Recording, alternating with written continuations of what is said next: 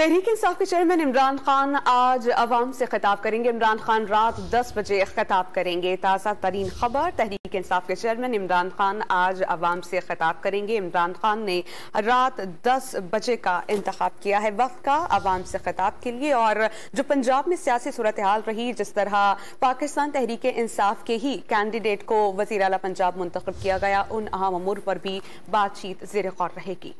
ताज़ा तरीन खबर, तहरीक इंसाफ के चेयरमैन इमरान खान आज अवाम से खिताब करेंगे। इमरान खान ने रात 10 बजे का इंतखाब किया है वक्त का अवाम से खिताब के लिए। और जो पंजाब में सियासी सूरत हाल रही, जिस तरह पाकिस्तान तहरीक इंसाफ के ही कैंडिडेट को वज़ीर आला पंजाब मुंतखब किया गया, उन अहम अमूर पर भी बातचीत ज़ेर गौर रहेगी।